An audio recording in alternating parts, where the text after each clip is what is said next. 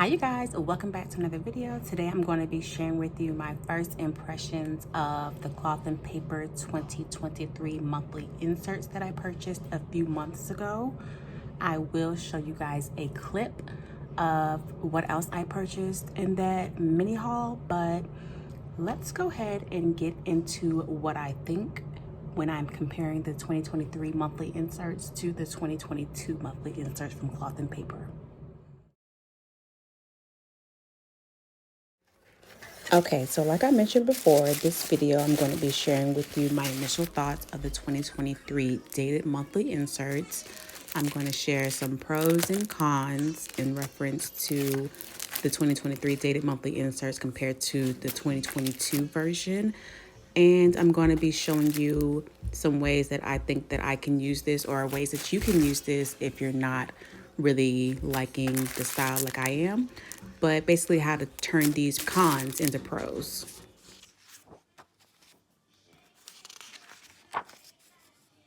Last year, this was on 2 pages, so I love that it is just one page by itself. And it has notes on the back.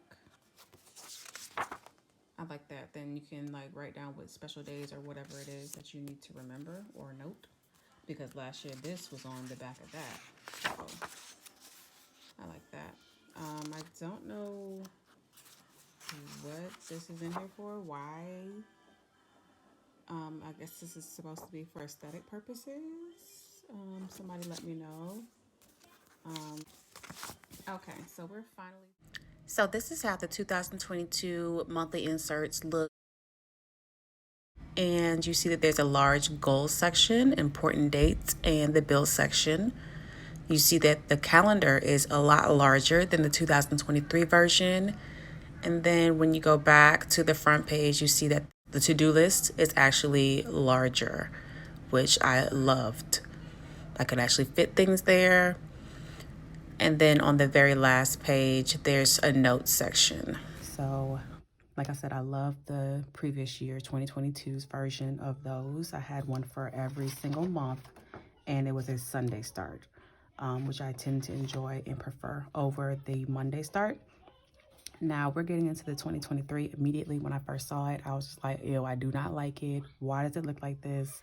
Who said to change anything? Whose idea was this? And it's because, one, I can't fit anything in this. So this makes it not functional for me personally. Like, what am I going to write right here? Like, that's enough for me to write 5 letters.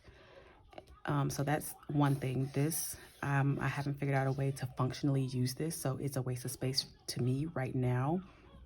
The goal section is split into 6 boxes. So now I am limited to, I guess, how many goals that I could initially put without it looking a little weird, in my opinion. So that's one thing that I don't like. I don't like to be told that I need to split something into a specific amount. I like to, I guess, be free and be able to determine how I want to use my own space. The intentions, I mean, it's nice, but again, what if I didn't have any intentions, you know? I like that it's there. I guess I like the idea of it, but I'm not sure who asked for this section, or what was the meaning behind it. But if I wanted to write my own intentions, I could write them in the goal section or anywhere else. There's note sections, I could write that there. So again, I think it's kind of a waste of space. They kept the bills due, and it's the same number, same thing. So I'm indifferent about it. I don't really use this section that much. I do write in my bills, but it's not a place where I actually go to make sure that I paid them. I use my own stuff for that. So I mean, it's nice to have. No harm, no foul right there. But so far, I don't like this. I don't like this. I don't like that. This is okay. So that means the front page is essentially a waste of space unless I have 6 specific goals or less than 6. But I will say one way that you can do this is categorize it: spiritual, finance, health, self-development, things like that, home, whatever. So that's kind of good if you can think of 6 different categories or a way to separate it.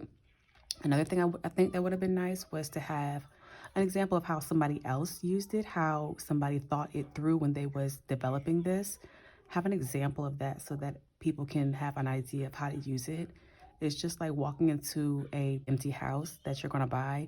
If you don't specifically have ideas on how to stage it or how it would look with your items, it's kind of helpful to have stuff that's already there so you can have an idea of how to use it.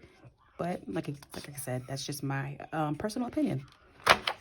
Now, this is where I'm just kind of frustrated because these are extremely small. It looks aesthetically pleasing. I'm not going to take away from that. It looks really nice, but kind of small. I can't fit much. Like I said, I have big handwriting.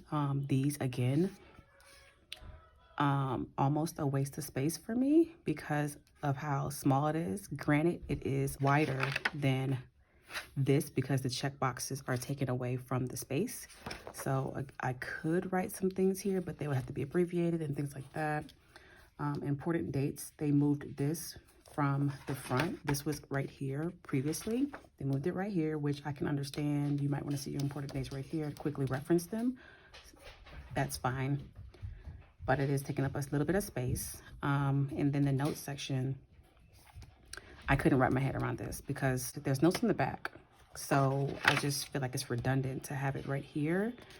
So I just, like I said, I prefer the previous year's version better. And then you have your previous month and next month at a glance. I could make this work. I can make this work. This probably will not be used. Like I said, I'll have to play around with it and find the best way that it'll work for me. Maybe if I see some videos how people have used theirs or, you know, intend to use theirs, then I can make it work, figure out a way to personalize this so that it works for me. But just wanted to share my thoughts and my opinion on the updated version compared to previous year's version. So I just want to show you guys where I found the inserts and a description of what they actually look like per the website, so you can have a better understanding of what all comes inside of it and what to expect if you decide to purchase.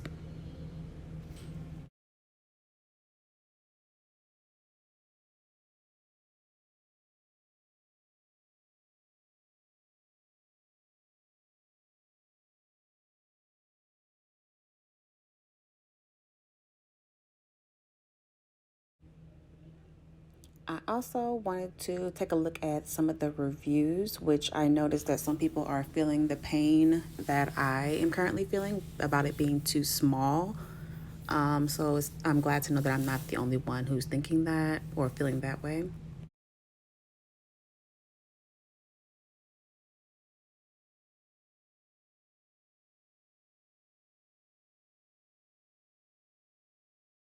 There were some reviews saying it's just too small. And I can imagine how tiny that is for people with smaller size planners. I have an A5, so like pocket size and things like that, like I can imagine that that's frustrating. But I did see that they had happy planner inserts, so it might be better for larger size planners. So I guess it varies based on the size, but I would hope that they would optimize the size for every sheet. Overall, I still love Cloth and Paper. The quality of paper that they provide is amazing. It's always aesthetically pleasing, in my opinion, so I never have any issues with that. There are ways that I could make this work for me. I can cover up sections and just reuse them as I feel I need them. I'm going to have 6 specific goals under different category sections. I can cover up the attention section and use that as I please.